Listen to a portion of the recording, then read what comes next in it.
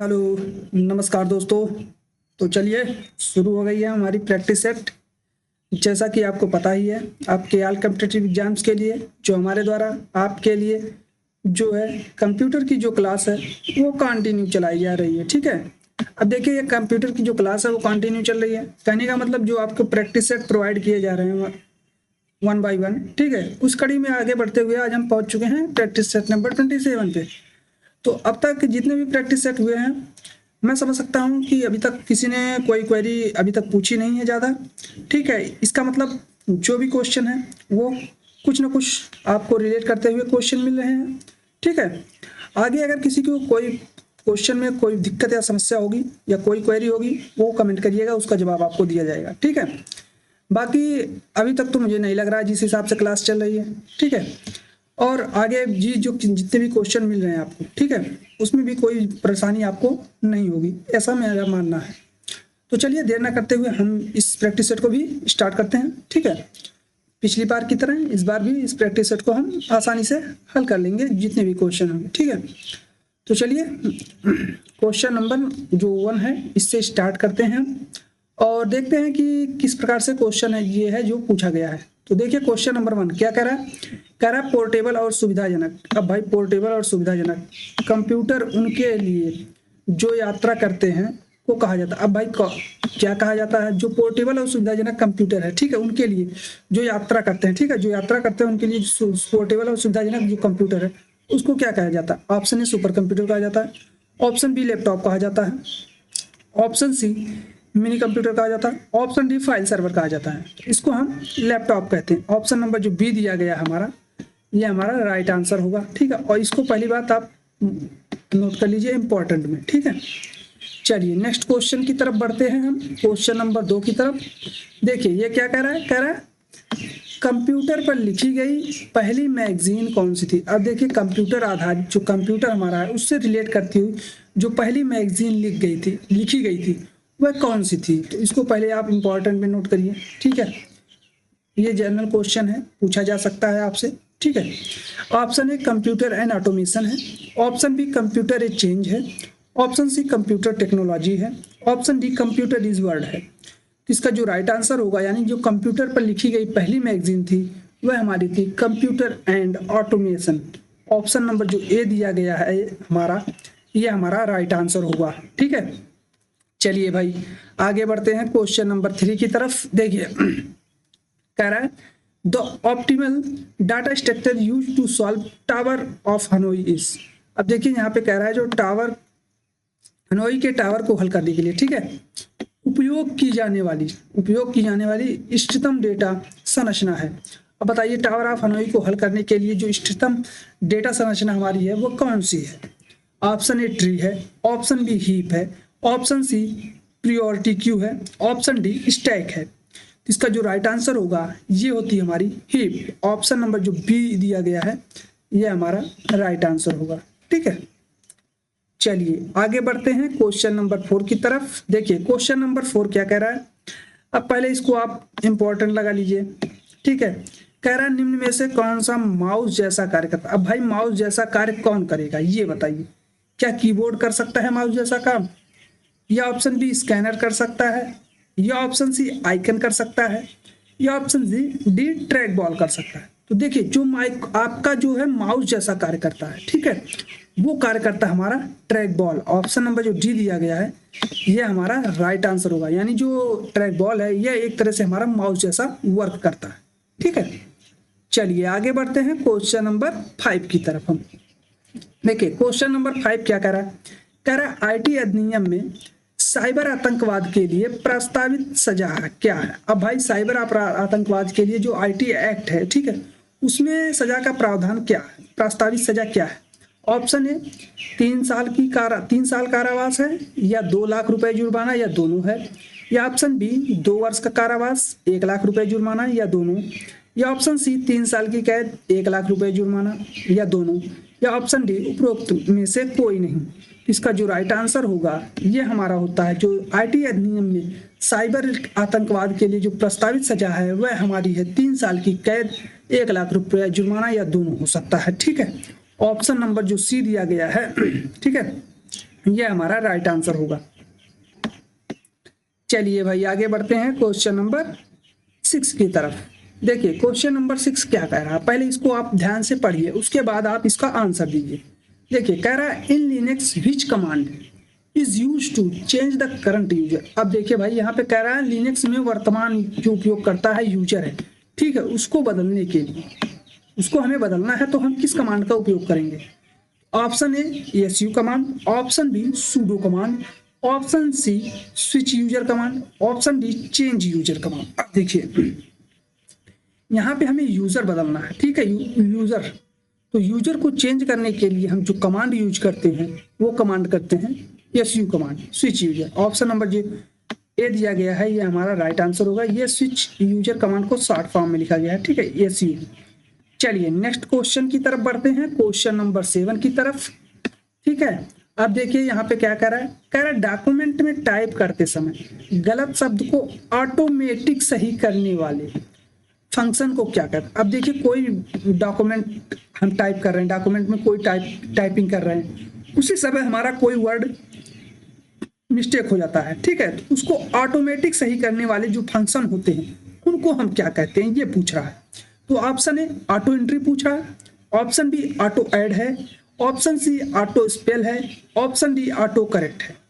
तो इसका जो राइट आंसर होता है आपका ये हमारा होता है ऑटो करेक्ट। ऑप्शन नंबर जो डी दिया गया है ये हमारा राइट आंसर होगा, ठीक है। और इसको पहली बात आप इंपॉर्टेंट क्वेश्चन नोट करिए, क्योंकि ये क्वेश्चन बार बार पूछा जाता है कि अगर कोई डॉक्यूमेंट हो गया उसमें हम कुछ एडिट कर रहे हैं या कुछ लिख रहे हैं, ठीक है, या कुछ टाइप कर रहे हैं, तो उसमें अगर ऑटोमेटिक कुछ गलत हो गया तो उसको ऑटोमेटिक सही करने के लिए किस कमांड का यूज करते हैं या कौन सा फंक्शन है जिसके माध्यम से हम इसको सही कर सकते हैं। चलिए आगे बढ़ते हैं क्वेश्चन नंबर 8 की तरफ। देखिए क्वेश्चन नंबर 8 क्या कह रहा है, कह रहा है which command is used for comparing two files. अब देखिए यहाँ पे कह रहा है दो फाइलों की, ठीक है, दो फाइलों की तुलना करने के लिए किस कमांड का उपयोग किया जाता है। अब भाई यहाँ पे कह रहा है जो दो फाइलें हैं उसको हमें कंपेयर करना है, एक दूसरे से तुलना करनी है उसकी, तो उसके लिए हम किस कमांड का यूज करेंगे। आपके ऑप्शंस लिए गए हैं, option A comm command, option B cam command, option C comm command, option D diff command. तो इसके लिए जो हम यूज करते हैं वो करते हैं हम कॉम कमांड। ऑप्शन नंबर जो ए दिया गया है ये हमारा राइट आंसर होता है, ठीक है। चलिए भाई आगे बढ़ते हैं क्वेश्चन नंबर 9 की तरफ। देखिए क्वेश्चन नंबर 9 क्या कह रहा है, कह रहा है which of the following command is used to obtain the structure of an Oracle table. अब भाई हमें बताना है निम्न में से किस कमांड का उपयोग जो है ओरेकल तालिका की संरचना प्राप्त करने के लिए, ठीक है, ओरेकल जो तालिका है उसकी संरचना अगर हमको प्राप्त करनी है तो उसके लिए हम किस कमांड का यूज करेंगे। Option A desc table table name, या option B structure table name, या option C describe table name, या option D describe structure table name. तो इसके लिए जो हम यूज करते हैं वो करते हैं हम डिस्क्राइब टेबल नेम का, ठीक है। ऑप्शन नंबर जो सी दिया गया है ये हमारा राइट आंसर होगा, ठीक है। चलिए भाई आगे बढ़ते हैं क्वेश्चन नंबर 10 की तरफ। देखिए क्वेश्चन नंबर 10 क्या कह रहा है, पहले इसको आप मोस्ट इंपॉर्टेंट लगाइए, इंपॉर्टेंट नहीं मोस्ट इंपॉर्टेंट।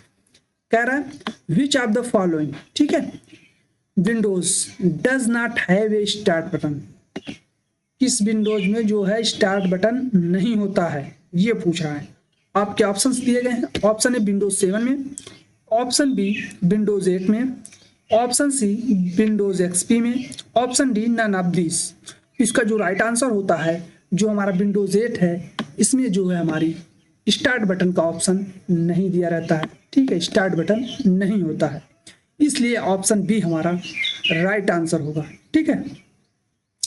चलिए भाई आगे बढ़ते हैं क्वेश्चन नंबर हम 11 की तरफ बढ़ते हैं। देखिए क्या कह रहा है, कह रहा है जब हम माइक्रोसॉफ्ट वर्ड को ओपन करते हैं, भाई जब हम माइक्रोसॉफ्ट वर्ड करते हैं, ठीक है, इतनी बात तो है, तो पेज के सबसे निचली भाग पर जो ऑप्शन दिखाई देता है। अब भाई जो पेज के सबसे निचली भाग पर ऑप्शन दिखाई देगा जैसे no page, pages, words count इत्यादि उसे कहते हैं। अब ये सब जो दिखाई देता है उसे हम क्या कहते हैं। ऑप्शन ए मेनू बार कहते हैं, ऑप्शन बी टाइटल बार कहते हैं, ऑप्शन सी स्टेटस बार कहते हैं, option D quick access tool bar कहते हैं। तो इसका जो राइट आंसर होगा, यानी जो माइक्रोसॉफ्ट वर्ड को जब हम ओपन करते हैं तो जो पेज के सबसे निचली भाग में जो ऑप्शन दिखाई देते हैं, जैसे no pages of words count इत्यादि, जो इस प्रकार से होते हैं, उसे हम स्टेटस बार कहते हैं। ऑप्शन नंबर जो सी दिया गया है ये हमारा राइट आंसर होगा, और इसको आप इंपॉर्टेंट क्वेश्चन नोट कर लीजिए। ठीक है, चलिए आगे बढ़ते हैं क्वेश्चन नंबर 12 की तरफ। देखिए क्या कह रहा है पीएचपी में फाइलें ढूंढने के लिए। अब भाई पीएचपी है, पीएचपी में फाइल ढूंढना है, ठीक है, उसके लिए निम्नलिखित में से किस फंक्शन का उपयोग किया जाता है। अब देखिए फाइल अगर ढूंढना हमको तो उसके लिए हम कौन सा फंक्शन जनरल यूज करते हैं। ठीक है, आपके ऑप्शन है glob function, option B fold function, option C file function, option D none of the above function. तो इसके लिए जो हम यूज करते हैं वो करते हैं general file function. Option number जो सी दिया गया है यह हमारा राइट आंसर होगा। ठीक है, चलिए भाई आगे बढ़ते हैं क्वेश्चन नंबर 13 की तरफ। देखिए क्या कह रहा है, कह रहा है निम्नलिखित में से कौन सा दस्तावेज को कंपोज, एडिट, फॉर्मेट और प्रिंट का कार्य करने वाला एक अनुप्रयोग सॉफ्टवेयर है। अब भाई देखिए यहाँ पे आपसे कह रहा है कौन सा डॉक्यूमेंट को, ठीक है, निम्नलिखित में से कौन सा है जो कोई डॉक्यूमेंट हुआ, ठीक है, उसको हम कंपोज करें, एडिट करें, फॉर्मेट करें और उसको प्रिंट करने का कार्य करें, तो उसके लिए सबसे उपयोगी सॉफ्टवेयर कौन सा होगा। तो ऑप्शन ए एमएस एक्सेस होगा, ऑप्शन बी एमएस पेंट होगा, ऑप्शन सी एमएस वर्ड होगा, ऑप्शन डी कोरल ड्रा होगा। तो इसके लिए जो सबसे उपयुक्त तो सॉफ्टवेयर होगा वो हमारा होगा एमएस वर्ड। ऑप्शन नंबर जो सी दिया गया है यह हमारा राइट आंसर होगा। ठीक है, चलिए भाई आगे बढ़ते हैं अगले क्वेश्चन की तरफ। क्वेश्चन नंबर 14 देखिए क्या कह रहा है, कह रहा है पाइथन में सभी कीवर्ड्स मौजूद हैं। अब भाई पाइथन में कौन से कीवर्ड मौजूद हो, सभी पाइथन कीवर्ड्स तो मौजूद होते हैं, लेकिन किसमें। ऑप्शन ए कैपिटलाइज में, ऑप्शन बी लोअर केस में, ऑप्शन सी अपर केस में, option D none of the mention. तो इसका जो राइट आंसर होगा, यानी पाइथन में जो सभी कीवर्ड होते हैं, ठीक है, वो हमारे लोअर केस में होते हैं। ऑप्शन नंबर जो बी दिया गया है यहाँ पर वो हमारा राइट आंसर होगा। ठीक है, चलिए आगे बढ़ते हैं क्वेश्चन नंबर 15 की तरफ। देखिए क्या कह रहा है, कह रहा है एमएस पावर पॉइंट में, ठीक है, एमएस पावर पॉइंट में अगर हमको फॉन्ट बदलने की कुंजी पटल शॉर्टकट कुंजी है, अगर हमको फॉन्ट बदलना है तो उसके लिए कौन सी शॉर्टकट की होगी, ये पूछ रहा है जनरल क्वेश्चन।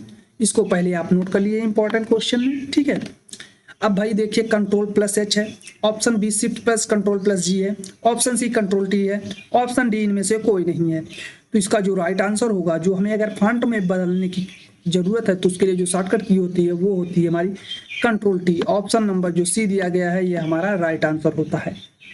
चलिए भाई आगे बढ़ते हैं क्वेश्चन नंबर 16 की तरफ। देखिए क्या कह रहा है, कह रहा है क्लिप आर्ट डिलीवर करता है। अब भाई क्लिप आर्ट डिलीवर करता है, क्या डिलीवर करता है ये पूछ रहा है। ऑप्शन ए रेडीमेड आकृति, option B readymade image, option C दिए गए दोनों, ऑप्शन डी इनमें से कोई नहीं। तो इसका जो राइट आंसर होगा, यानी जो क्लिप आर्ट डिलीवर करता है वह करता है हमारा दिए गए दोनों, यानी कि रेडीमेड आकृति और रेडीमेड इमेज, इन दोनों को ये जो है डिलीवर करता है, इसलिए ऑप्शन सी हमारा राइट आंसर होता है। चलिए भाई आगे बढ़ते हैं क्वेश्चन नंबर 17 की तरफ। इसको पहले आप मोस्ट इंपॉर्टेंट क्वेश्चन लगाइए, अनुपम क्या है। ठीक है, तो अनुपम क्या है ये क्वेश्चन पूछ रहा है। क्वेश्चन नंबर 17, क्या एक शोध संस्थान है, क्या एक सुपर कंप्यूटर है, क्या कंप्यूटर सॉफ्टवेयर है, या एक एंड्रॉयड मोबाइल है। तो अनुपम एक प्रकार का हमारा जो अनुपम है वह हमारा एक सुपर कंप्यूटर है। ऑप्शन नंबर जो बी दिया गया है यह हमारा राइट आंसर होता है। ठीक है, चलिए आगे बढ़ते हैं क्वेश्चन नंबर 18 की तरफ। देखिए क्वेश्चन नंबर 18 क्या कह रहा है, पहले इसको ध्यान से पढ़िए। कह रहा है डिजाइन फेज सॉफ्टवेयर इंजीनियरिंग का, जो डिजाइन फेज है सॉफ्टवेयर इंजीनियरिंग का कौन सा भाग है। अब भाई बताना है यहाँ पे जो डिजाइन फेज होता है, ठीक है, यह सॉफ्टवेयर इंजीनियरिंग का कौन सा भाग होता है ये पूछ रहा है आपसे। तो ऑप्शन ए टॉप डाउन है, बॉटम अप है, ऑप्शन सी रैंडम है, ऑप्शन डी कोई नहीं। तो इसका जो राइट आंसर होगा यह हमारा होता है टॉप डाउन भाग। ऑप्शन नंबर जो ए दिया गया है यह हमारा राइट आंसर होता है। ठीक है, तो चलिए भाई आगे बढ़ते हैं। इस क्वेश्चन को भी आप नोट कर लीजिएगा अगर आपको नोट करना होगा। ठीक है, फिलहाल तो आगे बढ़ते हैं, क्वेश्चन को 1 बाय 1 फिर देखते हैं। देखिए क्वेश्चन नंबर 19 क्या कह रहा है, कह रहा है यदि हार्ड डिस्क के, ठीक है, यदि हार्ड डिस्क के लिए एक से अधिक रिसाइकल बिन हो तो अगर कोई हार्ड डिस्क है, ठीक, उसके लिए एक से अगर अधिक रिसाइकिल बिन है तो आप प्रत्येक रिसाइकिल बिन के लिए अलग आकार निर्धारित कर सकते हैं। या ऑप्शन बी, आप अपनी हटाई गई फाइलों को स्टोर करने के लिए किसी एक रिसाइकिल बिन का उपयोग करना चुन सकते हैं। या ऑप्शन सी, आप उनमें से किसी एक को डिफॉल्ट रिसाइकिल बिन बना सकते हैं। या ऑप्शन डी, नन। तो इसका जो राइट आंसर होगा, यानी जो हार्ड डिस्क के लिए एक से अधिक रिसाइकिल बिन हो तो हम प्रत्येक, आप कहने का मतलब आप प्रत्येक रिसाइकिल बिन के लिए अलग अलग आकार निर्धारित कर सकते हैं। ऑप्शन नंबर जो ए दिया गया है यहाँ पे, ये हमारा राइट आंसर होगा। ठीक है, चलिए भाई आगे बढ़ते हैं क्वेश्चन नंबर 20 की तरफ। देखिए क्वेश्चन नंबर 20 कह रहा है, फिल इन द ब्लैंक्स है। ऐसा नियम है, ठीक है, जो वैल्यू को पूर्वानुमान में मदद करता है। भाई पूर्वानुमान में कौन मदद करता है? ऑप्शन ए फाइंड करता है, ऑप्शन बी रिप्लेस करता है, ऑप्शन सी गोल सीक करता है, ऑप्शन डी गो टू करता है। तो इसका जो राइट आंसर होगा वो हमारा होगा जो गोल सीक है। गोल सीक ऐसा नियम है जो वैल्यू को पूर्वानुमान में मदद करता है, इसलिए ऑप्शन सी जो हमारा होता है ये हमारा राइट आंसर होगा। ठीक है, चलिए भाई आगे बढ़ते हैं क्वेश्चन नंबर 21 की तरफ। देखिए क्वेश्चन नंबर 21, पहले इसको नोट करिए आप। ठीक है, कह रहा है यदि पहले सेव किया गया फाइल एडिट किया जाए, यदि कोई पहले से सेव किया गया फाइल है, ठीक है, उसको एडिट किया जाता है तब। ऑप्शन ए, परिवर्तन को स्टोर करने हेतु फाइल फिर से सेव करना जरूरी है। ऑप्शन बी, परिवर्तन अपने आप फाइल में सेव किए जाएंगे।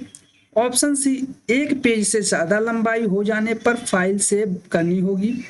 ऑप्शन डी, इसका नाम बदलना होगा। ठीक है, तो देखिए जो यदि पहले से सेव किया गया फाइल है, ठीक है, उसको एडिट किया जाए, उसके बाद अगर हम, तब क्या होता है, उसके बाद ये होता है कि जो परिवर्तन स्टोर हो गया है उसमें जो परिवर्तन हमने कर लिया है, करने के हेतु फाइल को फिर से सेव करना जरूरी होता है। ठीक है, नहीं तो वो फाइल एडिट नहीं होगी। ऑप्शन नंबर ए हमारा राइट आंसर होगा। ठीक है, चलिए आगे बढ़ते हैं क्वेश्चन नंबर 22 की तरफ। देखिए क्या कर रहा है, कह रहा है इलिप्स मोशन एक प्रीडिफाइन है। अब इलिप्स मोशन जो है ये एक प्रीडिफाइन है, क्या है? ऑप्शन ए, डिजाइन टेम्पलेट्स है। ऑप्शन बी, कलर स्कीम है। ऑप्शन सी, एनिमेशन स्कीम है। ऑप्शन डी, इनमें से कोई नहीं है। तो इसका जो राइट आंसर होगा हमारा, कहने का मतलब जो इलिप्स मोशन है हमारा एक प्रकार से ऑटोमेशन स्कीम है। ऑप्शन नंबर जो सी दिया गया है यह हमारा राइट आंसर होता है। ठीक है, चलिए भाई आगे बढ़ते हैं क्वेश्चन नंबर 23 की तरफ। देखिए क्या कह रहा है, पहले इसको नोट करिए आप, जावा इंटरप्रेटर। ठीक है, कह रहा है जावा इंटरप्रेटर इनमें से किसे मशीन कोड में बदलता है? अब भाई किसको है जो मशीन कोड में यह बदलेगा? जावा interpreter. Option A, user code को बदलता है। ऑप्शन बी, बिट कोड को बदलता है। ऑप्शन सी, बाइट कोड को या वर्चुअल मशीन कोड को। या ऑप्शन डी, मशीन कोड को। तो देखिए जो जावा इंटरप्रेटर हमारा होता है, ये जो हमारे बदलता है मशीन कोड में, वो बदलता है बाइट्स कोड को। ऑप्शन नंबर जो सी दिया गया है यह हमारा राइट आंसर होगा। ठीक है, चलिए भाई आगे बढ़ते हैं क्वेश्चन नंबर 24 की तरफ। देखिए क्या कह रहा है, कह रहा है control plus home button is equal to. अब भाई यहाँ पे control plus home button is equal to क्या होता है? Option A, go to beginning of row. या option B, select interior row. Option C, select interior column. Option D, go to cell A1। ठीक है, तो इसका जो राइट आंसर होता है वो हमारा होता है go to cell A1। Option number जो डी दिया गया है ये हमारा राइट आंसर होगा। ठीक है, कंट्रोल प्लस होम बटन अगर हम यूज करते हैं, ये एक्सेल के अकॉर्डिंग पूछा गया क्वेश्चन है। ठीक है, तो ये हमारा जाता है गो टू सेल A1 में। ठीक है, इसलिए ऑप्शन डी हमारा राइट आंसर होगा। चलिए अगले क्वेश्चन की तरफ बढ़ते हैं, क्वेश्चन नंबर 25। देखिए क्या कह रहा है, कह रहा है जावा स्क्रिप्ट में किसी भी फंक्शन की शुरुआत किस शब्द से होती है? अब देखिए कोई भी फंक्शन हो गया, ठीक है, उसकी शुरुआत किस शब्द से होगी? Option A, break. Option B, continue. Option C, label. Option D, function. तो जावास्क्रिप्ट में कोई भी फंक्शन हो गया, ठीक है, उसकी शुरुआत जो शब्द से होती है वो है हमारा फंक्शन। ऑप्शन नंबर जो डी दिया गया है ये हमारा राइट आंसर होगा। ब्रेक, देखिए कल की भी स्टेटमेंट, कोई सी भी स्टेटमेंट को ब्रेक करने, स्थगित करने के लिए जो किया जाता है वो ब्रेक है। कंटिन्यूअस, ये कंटिन्यूअस ऐसी टर्म है जिसके लिए आपको देखिए ब्रेक लगाया गया, जिसके लिए आप कंडीशन देंगे उस पर वो कंटिन्यू होल्ड कर देगा, बाकी जो कंटिन्यूअस आगे चल रही है उसको चलने देता है। ठीक है, चलिए आगे बढ़ते हैं क्वेश्चन नंबर 26 की तरफ। क्या कह रहा है? कह रहा है how many sub system are global system for mobiles. अब देखिए अब कह रहा है मोबाइल्स के लिए ग्लोबल सिस्टम कितने उप प्रणालियां हैं। Option A 4, option B 3, option C 2, option D none of the above. तो इसका जो राइट आंसर होगा इसके लिए जो सब प्रणालियां हैं वो हैं ऑप्शन नंबर जो बी दिया गया है 3। ठीक है, ये हमारा राइट आंसर होता है। ठीक है, चलिए आगे बढ़ते हैं क्वेश्चन नंबर 27 की तरफ। देखिए क्या कह रहा है? कह रहा है निम्नलिखित में से पहचाने की सेवा जीवन चक्र में कौन सी स्थिति नहीं। अब भाई सेवा जीवन चक्र में, अब सर कहेंगे ये कौन सा क्वेश्चन आ गया, सेवा जीवन चक्र में कौन सी स्थिति नहीं है। ठीक है, देखिए यहाँ पे आप ऑप्शंस देखेंगे उसके बाद आपको पता लगेगा। ठीक है, कि क्वेश्चन किस प्रकार से हमसे पूछा गया है और कहाँ से रिलेट करता है ये क्वेश्चन पूछा गया है। ठीक है, तो ऑप्शन आप देखिए, option A running, option B start, option C paused, option D destroyed. ठीक है, तो इसका जो राइट आंसर होगा यानी जो सेवा जीवन चक्र में कौन सी स्थिति नहीं है वह हमारी है पॉज्ड। ऑप्शन नंबर जो सी दिया गया है ये हमारा राइट आंसर होगा। ठीक है, बाकी रनिंग, स्टार्ट और डिस्ट्रॉयड ये सब जो है इसमें दी रहती हैं पहले से ही। ठीक है, चलिए आगे बढ़ते हैं क्वेश्चन नंबर 28 की तरफ। ठीक है, देखिए क्या कह रहा है? कह रहा है ये जो सिंबल है, ठीक है, किस प्रकार का ऑपरेटर है। ये किस प्रकार का ऑपरेटर भाई? ऑप्शन ए कंडीशनल ऑपरेटर है, option B unary, option C module, option D Boolean complements. तो ये जो ऑपरेटर का सिंबल दिया गया है, ठीक है, तो ये हमारा एक प्रकार का बूलियन कॉम्प्लीमेंट्स है। ठीक है, इस प्रकार का ऑपरेटर है। ऑप्शन नंबर जो डी दिया गया है ये हमारा राइट आंसर होता है। चलिए भाई आगे बढ़ते हैं क्वेश्चन नंबर 29। देखिए क्या कह रहा है? कह रहा है artificial intelligence has evolved extremely in all the fields expected for. कहने का मतलब आर्टिफिशियल जो इंटेलिजेंस है को छोड़कर सभी क्षेत्रों में अत्यधिक विकसित हुआ है। क्या अत्यधिक विकसित हुआ है इसको जानेंगे। Option A web mining, option B construction of plans in real time dynamic system, option C understanding natural language robustly, option D all of the mention. इसका जो राइट आंसर होगा वो होगा हमारा option number D all of the mention. कहने का मतलब ये सभी जितने ऑप्शंस दिए गए हैं ये आर्टिफिशियल इंटेलिजेंस को छोड़कर सभी क्षेत्रों में अत्यधिक विकास हुआ है इनका। ठीक है, चलिए आगे बढ़ते हैं क्वेश्चन नंबर 30 की तरफ। देखिए क्वेश्चन नंबर 30 आपसे क्या कह रहा है, पहले इसको पढ़िए। कह रहा है which of the following is correct about memory and storage. अब भाई कह रहा है मेमोरी और स्टोरेज के बारे में निम्नलिखित में से कौन सा सही है। ठीक है, option A memory is temporary, storage is temporary, option B memory is temporary and storage is permanent, option C memory is permanent, storage is temporary, या option D memory is slow, storage is fast. तो इसका जो right answer होता है वो हमारा होता है, देखिए यहाँ पे आपसे बहुत ऐसा क्वेश्चन पूछ लिया गया है जिससे आपको कंफ्यूजन हो जाए। ठीक है, लेकिन इसका जो राइट आंसर होगा, कहने का मतलब जो हमारे मेमोरी और स्टोरेज के बारे में पूछा गया सही कथन है वह हमारा है मेमोरी जो होती है वो वेरी स्लो होती है और जो स्टोरेज हमारा होता है वो फास्ट होता है। ठीक है, ऑप्शन नंबर जो डी दिया गया है यहाँ पे ये हमारा राइट आंसर होगा। ठीक है, चलिए आगे बढ़ते हैं क्वेश्चन नंबर 31 की तरफ। देखिए क्या कह रहा है, grey scale is used for. अब भाई ग्रे स्केल का उपयोग किसके लिए किया जाता है ये पूछा है। ठीक है, option A random scan display के लिए, option B monitors with colour capability के लिए, option C monitors with no colour capability के लिए, option D all of the above के लिए। तो इसका जो राइट आंसर होगा यानी ग्रे स्केल का उपयोग जो करते हैं हम वो करते हैं monitors with no colour capability के लिए। ऑप्शन नंबर जो सी दिया गया है यहाँ पे यह हमारा राइट आंसर होता है। ठीक है, चलिए आगे बढ़ते हैं क्वेश्चन नंबर 32 की तरफ। देखिए क्या कह रहा है, कह रहा है which of the following protocols is used by USR. ठीक है, कहने का मतलब यूएसआर द्वारा निम्नलिखित में से किस प्रोटोकॉल का उपयोग किया जाता है। अब भाई यूएसआर द्वारा किस प्रोटोकॉल का उपयोग किया जाता है, आपके ऑप्शंस दिए गए हैं। Option A RS-32, option B RS-32 2C, option C 4RS85, option D all of this. इसका जो राइट आंसर होगा इसके लिए हम यूज करते हैं RS32-2C, ऑप्शन नंबर जो बी दिया गया है ये हमारा राइट आंसर होगा। ठीक है, चलिए आगे बढ़ते हैं अगले क्वेश्चन की तरफ। क्वेश्चन नंबर 33 देखिए क्या करा है। अब देखिए भाई यहाँ पे भी PHP से क्वेश्चन है, इनमें से PHP के बारे में कौन सी बात सत्य है। अब भाई PHP के बारे में कौन सी बात सत्य है ये बताना हमको। Option A, it is a server side scripting language. Option B, it is client side scripting language. Option C, it is a software. Option D, it is a database. तो जो PHP है इसके बारे में जो सही कथन है वो है हमारा it is a server side scripting language. Option number जो ए दिया गया है ये हमारा राइट आंसर होगा और इस क्वेश्चन को आप नोट कर लीजिए। ठीक है, चलिए आगे बढ़ते हैं। क्वेश्चन नंबर 34 HTML का एक सबसेट है। भाई HTML का एक सबसेट कौन है। ऑप्शन ए SGMD का है, ऑप्शन बी SGML का है, ऑप्शन सी SGMH का है, ऑप्शन डी ऑल है। तो जो HTML का एक सबसेट है वह हमारा है ऑप्शन नंबर जो आपका बी दिया गया है SGML का, यह हमारा राइट आंसर होता है। ठीक है, चलिए भाई आगे बढ़ते हैं क्वेश्चन नंबर 35 की तरफ। देखिए CPC की फुल फॉर्म पूछ रहा है क्वेश्चन नंबर 35। ठीक है, अब भाई जिसको पता होगा CPC वो तुरंत आंसर करे।